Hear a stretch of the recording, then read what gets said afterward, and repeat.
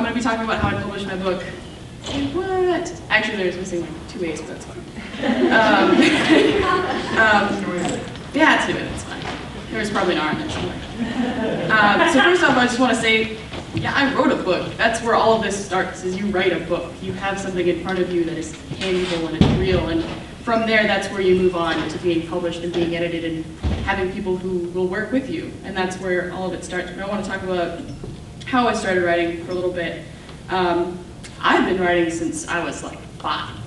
Real quick, my father, who's no longer with me right now, he told me when I was young that our lives aren't determined by the circumstances we are born into, but rather the paths we choose to walk and choose to make for ourselves and the things we choose to create with the lives we have. And he encouraged me to create, to work, to do something with my life that's not just taking what's in front of me. And he gave me, oddly enough, he gave me T.A. Barron's The Lost Years of Merlin, which was a little advanced for a 5-year-old, not gonna lie, just a little bit. And we read it together, and he told me right after that book, he said, no, go out and make something. And the next week, I had a book. I say book because it was a picture book that my brother and I made with a band of pirates fighting a band of gummy bears. So, needless to say, I was creative since a young age. And unfortunately for me, Hemingway said something that I will believe until the day I die. And he said, when you write a novel, a writer has to create real people. You know, people with real, he didn't say this because I'm better than he is. People, you have to create people, not characters. You know, characters are just caricatures. You have to find real things and real emotions and really, really bring something. And that's where research comes in, which is, if any of you know, I love learning, which is actually why I'm really happy to be here, because I like learning about stuff. And I spend a lot of time in the library, and I have spent a lot of time in libraries since, I think, my freshman year of high school, which is when I first started this book, actually. And if any of you know me, which a good majority of you do, I spend way too much time in our library. Then again, some of it's kind of working, but I like working. And so researching is such a key component to your book, because if you don't have a believable story, you don't have a good book. If you don't know what you're writing about, you're not going to have a good book. I don't know if I can stress that enough. You know, research is key. And it's not just academic research. You don't have to research, you know, historical context of what you're writing about. Reading is so important, and I read all the time. That's probably one of my favorite things besides eating. Sorry. Reading books not only that you like and you want to write, but reading books that make your brain think and work. So reading historical fictions, even if you're not a big historical person. Sorry. As someone said that if you like blue, read red. So if you like to write blue, try to write red. Working and exercising in all different kinds of writing and reading is really key to being a better writer. Being a good reader makes you a good writer, as I've heard 1.5 billion times from everybody that I know. And when I say read blue and try to write blue, don't read Twilight and then create a fan fiction about Twilight that's 900 times worse than Twilight. Read what you're interested in and find why you're interested in it and project that into your own writing, because writing is storytelling, and it has been storytelling since we first started. Humans are made for story. Jonathan Gottschall wrote a book, said The Storytelling Animal, and he said, God made humans because he loves stories, and we are bred for it. That's what we do. That's why I love writing so much, and that's why I like reading so much. But back to the actually writing part. Another key component, not just research, is editing, and that's where I really don't like writing, because I don't like finding mistakes in my own work. There's that. I don't like finding things that are wrong or just don't fit right, but I've recently learned that editing is key because you can add stuff too. It's not just a negative, oh, I can take away this, I have to take away this. There has to be red marks on everything. You can add stuff, and that's so important for people who are writing now. I know a couple of people who are writing and they ask me, what do you do? And I edit all the time. I have, gosh, how many? I have so many versions of my first book. I have a first draft and a second draft and a 9th draft and a 19th draft, and that's what makes it great.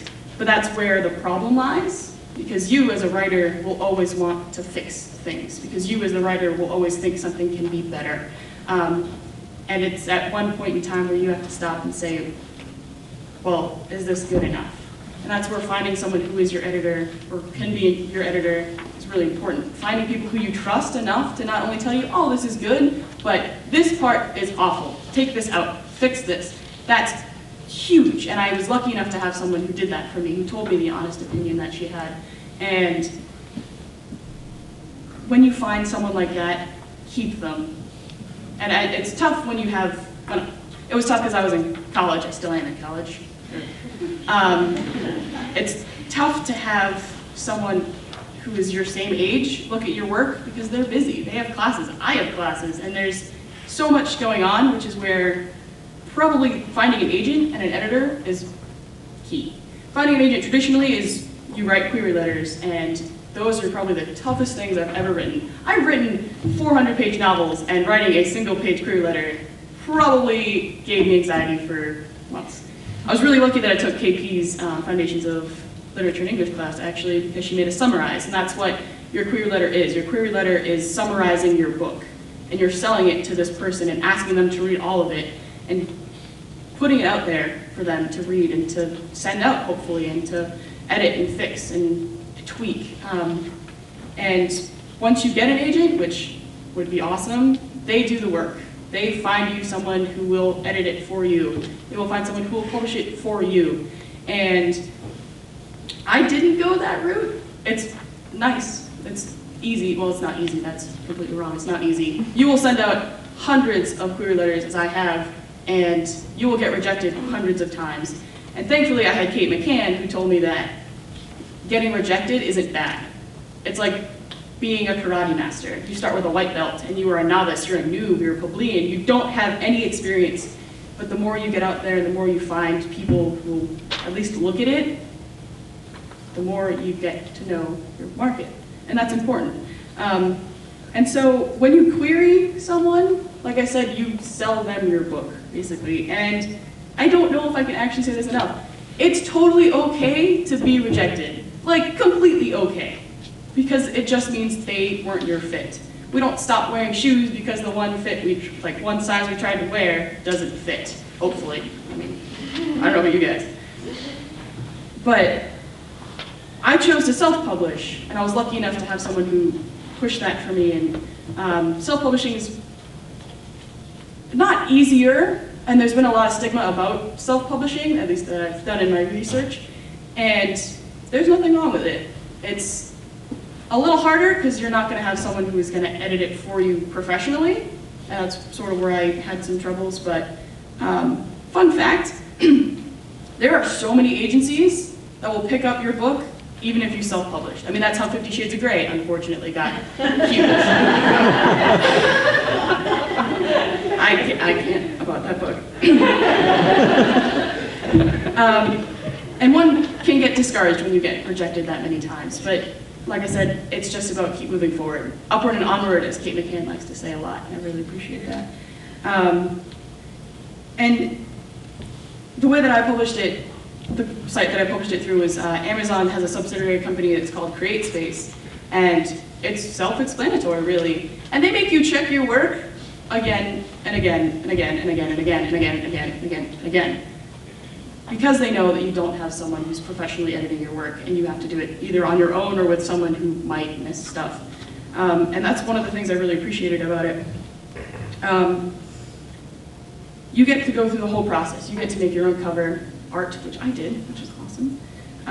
You write your own description, you do everything on your own, and it seems a little daunting when I think about it now, but it's really easy.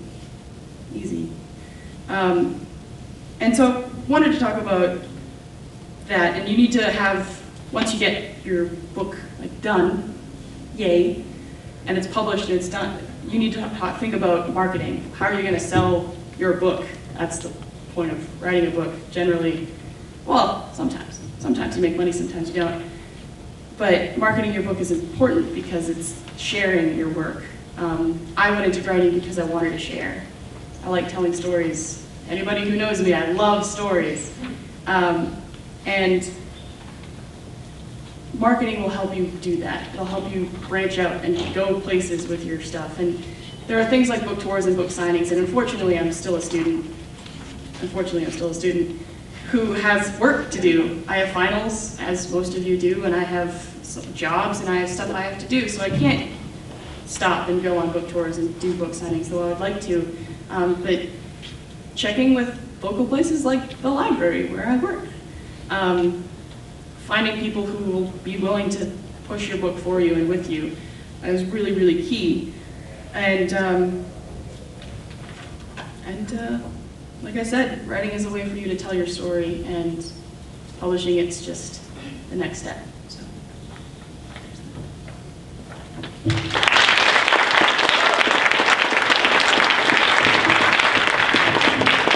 Questions? So, you said at the beginning that characters should be people, not caricatures. I was wondering if you could expound on what goes into making. So I really like people watching, just in general, observing people. It's so much fun to see how people react to different things and getting those reactions and solidifying them in words is really important.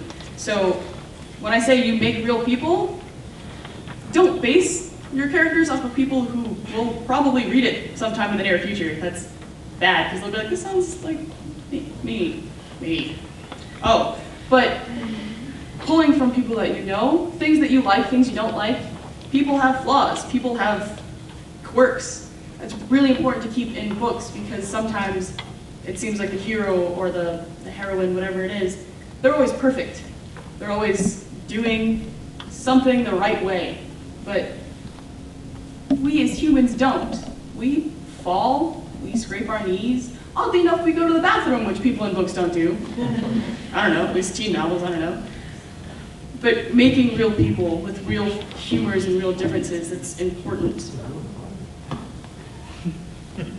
An obvious question is, what's the title? What's the... Oh, so sorry, I didn't even... You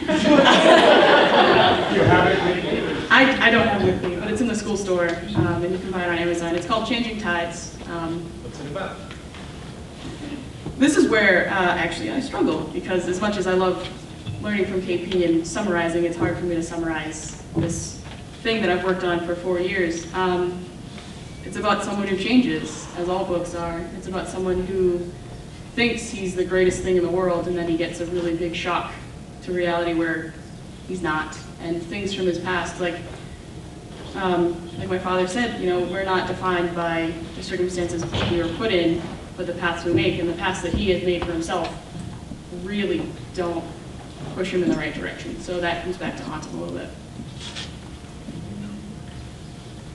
So ENC Bookstore is where you get the book. Yeah. All right. Any other comments or questions for Leah? Leah, Yes, sir. you talked about the fact that marketing, selling, is part of this process, but you sort of hinted that for some people it's not, maybe it's not the sort of central goal. What about you? I mean, obviously you have certain sorts of limits. What's been your benchmark for success? Was it just completing the book, or do you have other benchmarks for yourself in terms of what a successful book project looks like? So I've had benchmarks along the way. Since I started this back in my freshman year of high school, it's been just finishing chapter by chapter. And then when it was done, it was fixing chapter by chapter. And then when it was as best as it could be, finding someone to read it. And success for me has been always this weird term, because everybody defines it differently, as you sort of hinted to. And I define success as something that I'm proud of. And at some point, I stopped worrying if this was going to be what everybody else wanted and it was something I wanted. And for me, writing has always been about doing what's best for me. It's been my way of being okay with everything that's going on around me. and it's magic. I mean, we can't fly. We can fly technically. We can't fly on our own. But for me, I can't. Writing does that. Reading does that, and that's if I can make one person laugh with my book, or if I can make one person cry, which I hope no one does. Guys, don't cry at the book. I'm sorry if it's that bad. If someone feels something about it, that's success for me, whether I make money or not. Oh, we have two. There and then there. Oh, Or there. Oh, okay. Do you only write novels, or do you do other genres? I'm best at novels because I like talking a lot. But I've been working on poems. I've written a couple short stories, or at least tried to. And I'm working on being better at those. Like I said before, don't just write what you know. Write that's out of your comfort zone. And so those two things are sort of iffy for me. So I'm working on getting better. Dr. Hall. When you look back at the beginning, did you have a clear vision of the whole project then, or has it morphed considerably, taken some turns you didn't expect, extended itself, contracted itself? I had a vision, and then as I got closer and closer to the end of that vision, it changed. And it, unfortunately for me, took a life of its own and became something else. And I was just along for the ride. And Why yeah. is that unfortunate? Because like most people, I like believing I have control over stuff. And I think so. Prof. Hank actually talked about this in C.S. Lewis, that you become the god of your world. The book you write, that's yours, and you are God to that book. And I sort of don't like having things change when I'm supposed to be God. Oh. Wait a minute. Yeah. Well, thank you very much. You're very welcome.